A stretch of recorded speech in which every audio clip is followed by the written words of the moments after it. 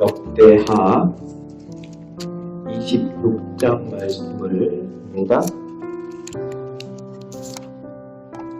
유다와 가만히 섰다. 에돔과 전쟁할 때 하나님께서 은혜를 주셨지만 그가 교만해서 하나님을 배신함으로 북이스라엘에게 패하고 자신도 반역을 당해서 라기스에서 죽임을 당했습니다.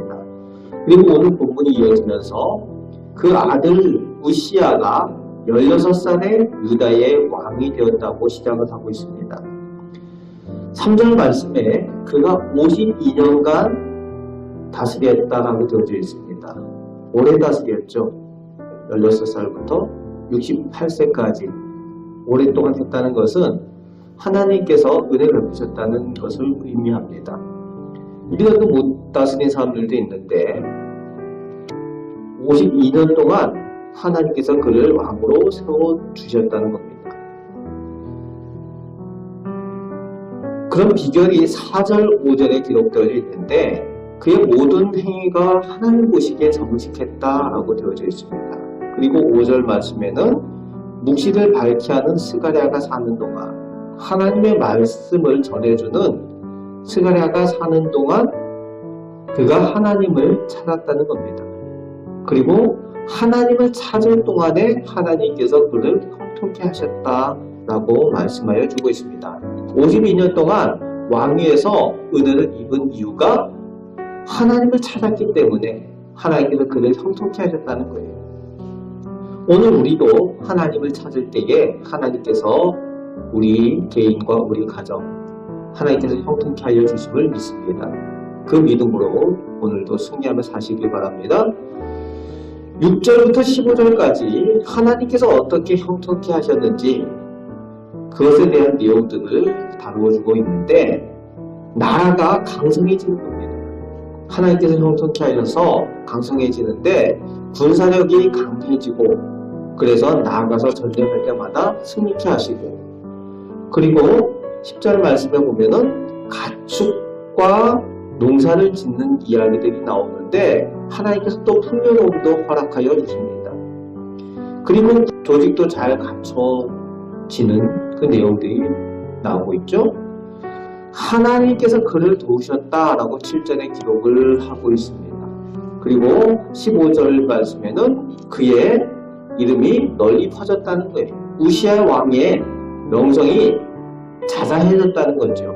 그런데 그것이 기이한 도우심으로 인하여 라고 되어져 있습니다. 도우심이라는 표현을 쓰고 있죠. 기이한 도우심. 하나님께서 도와주시는 것으로 인해서 하나님께서 강성케 하시는 것으로 인해서 그의 이름이 명성이 저 멀리까지 퍼져나갔다는 거예요.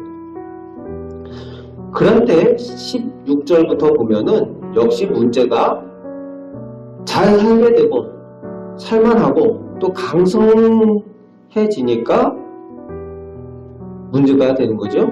어떤 문제가 생깁니까? 그의 마음이 교만해졌다라고 아예 구체적으로 쓰고 있습니다. 그의 마음이 교만하여져서 악을 행하여 라고 되어 있습니다. 그리고 하나님께 범죄하였다. 그런데 교만해서 악을 행하여 하나님께 범죄한 것이 어떤 내용인가 하면은 그 16절에 다루고 있는 내용이 하나님의 전에 들어가서 분향을 했다는 거예요. 아니 하나님의 성전에 들어가서 분향을 하는 게 뭐가 그렇게 큰 죄냐라고 우리가 생각을 할 수가 있잖아요. 하나님 앞에 예배 드리겠다는데 그런데 문제는 뭔가 하면은 하나님의 법이 아니라 자기 방식대로 자기가 원하는 대로 하기 때문에 문제라는 거죠. 그 이유에 대해서 17절, 18절 말씀에 기록을 하고 있죠. 제사장 아사랴가 제사장 80명을 데리고 왕이 분향하겠다라고 성전에 들어가서 놀고 있으니까 따라서 들어갔어요. 그리고 말하는 내용이 18절 말씀에 나오죠. 이것은 왕이 할 일이 아닙니다. 분향하는 일은 여호와 하나님 앞에 분향하는 일은 왕이 할 일이 아닙니다. 그 누가 하는 일이냐? 오직이라고 되어 있어요. 오직 분양하기 위해서 구별된 제사장이 할 일입니다. 그래서 성소에서 나가십시오. 하나님 앞에 범죄하였습니다. 라고 말합니다. 왕이라고 할 수 있는 일이 아니라는 거예요. 구별된 제사장만이 할 수 있는 일인데 내가 왕이니까 내가 다 할 수 있다라는 교만함이 있었다는 거죠. 조심해야 될 부분들이죠. 하나님께서 정해놓으신 선이 있다는 거예요. 그 선을 넘어서면 교만이라는 겁니다. 강성해지고 내가 살만해지니까 하나님께서 정해놓으신 선을 넘어가려는 그런 유혹이 생기는 거거든요. 지금 우시야가 60대가 넘어서서 지금까지 하나님의 은혜로 강성해지고 잘 살았는데 이 노년에 이 실수를 하는 거예요.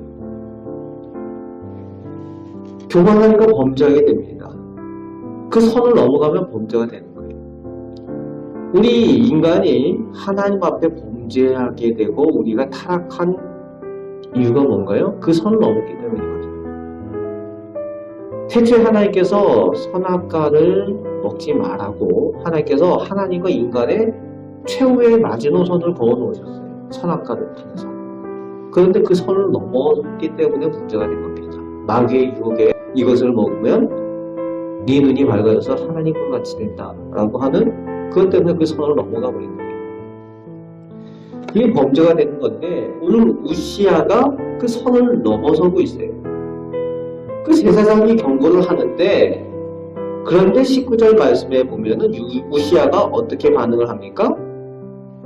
못하게 하니까 내가 왕인데 못하게 하니까 지금 막 분양을 하려고 하는데 짜증이 나는 거죠.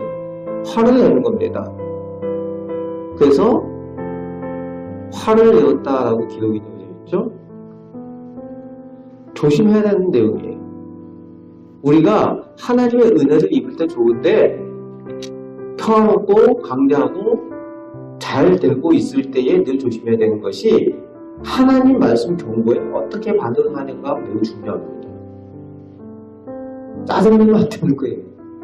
하나님의 말씀이 주어질 때에 지금 내 상황이 안 맞는다고 화를 내면 안 된다는 겁니다. 오히려 거기서 회개를 했었어야죠. 우시야는. 요즘 사람들의 문제가 뭡니까? 이 분노 조절이 안 되는 이야기들이 너무 많이 나와요. TV 뉴스나 이런 데서 보면 분노 조절이 안 돼서 해서는 안 될 일은 어떻게 저런 일을 할까 하는 일들을 하고 있는 것을 많이 보게 됩니다. 오늘 우시야가 지금 그런 상황이에요. 내가 손해보는 것을 싫어하는 거죠. 싫은 소리 듣기를 싫어하는 거예요. 내 마음에 안 드는 이야기를 듣기를 싫어하는 겁니다. 우시야가 지금 그러는 거죠. 내가 왕인데. 그럴 때에 하나님 앞에 범죄하게 되고 회개하지 않음으로 더 큰 범죄를 하게 되고 우시야에게 하나님께서 나병으로 치시는 내용이 나오고 있습니다. 하나님께서 치셨다는 거예요. 지금까지 하나님의 은혜로 형통하고 잘 살아왔는데 이제 68세가 되어서 나병 환자가 되었어요. 성소에서 쫓겨납니다. 그리고 왕궁 뒤채에 왕이니까 저기 골짜기에 갖다가 두지 못하고 뒤쪽에다가 따로 격리를 시켜놓고 대신 그 아들 요담이 그 왕의 일을 감당하는 내용이 나오고 있죠. 그도 결국은 이제 죽게 되었는데 이 죽었을 때에 이 나병 때문에 왕의 묘실에 들어가지 못해요. 52년 동안 왕으로서 이름이 자자할 만큼 그렇게 통치를 해오고 그렇게 다녀왔는데 마지막에 잘못함으로 인해서 왕의 묘실에 들어가지 못하고 묘실에 인접한 그 조상들의 땅에 그저 장사되었다라고 기록을 하고 있는 거죠. 끝까지 변함없는 믿음이 참 중요합니다. 하나님 앞에 겸손하게 믿음을 지켜가는 것 중요합니다. 오늘 본문을 통해서 우리가 기억해야 되는 것은 하나님께서 하나님 앞에 정직하고 하나님을 찾을 때에 형통케 하신다는 거예요. 하나님을 찾고 하나님의 형통하심을 누리는 우리 개인과 우리 가정, 우리 사업, 우리 우리 자녀들 다 되실 수 있으시길 바랍니다. 하나님께서 도우신다고 말씀해 주십니다. 그리고 변함없이 하나님 앞에 겸손한 믿음으로 하나님께서 정해놓으신 그 선을 늘 지키며 또 하나님께서 기뻐하시는 모습으로 신앙생활하여서 하나님께서 베풀어 주신 그 은혜를 누리실 수 있으시길 바랍니다. 오늘 본문을 통해서 우리에게 주시는 이 말씀을 가지고 오늘도 승리하며 살아가시는 복된 성도들 되시기를 주님의 말씀으로 축복합니다.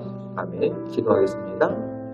좋으신 하나님께서 저희와 함께 하심을 오늘도 감사하며 하나님과 동행합니다. 아버지 하나님, 오늘도 주님의 말씀을 들으며 저희가 기억하는 것, 하나님을 찾고 구할 때에 하나님께서 베풀어 주시고 형통케 하신다고 하셨사오니 오늘도 살아계신 하나님을 저희가 찾고 하나님과 동행함으로 인하여 저희의 기도가 응답되어지고 하나님께서 복주심을 누리며 살게 하여 주옵소서. 아버지 하나님, 변함없는 믿음으로 하나님 앞에 설 수 있도록 저희들에게 말씀이 기억나게 하시고 늘 기도함으로 하나님 은혜 가운데 나가게 하여 주옵소서. 오늘도 저희를 사랑하여 주심을 믿습니다. 감사를 드립니다. 예수 그리스도의 이름으로 기도합니다. 아멘.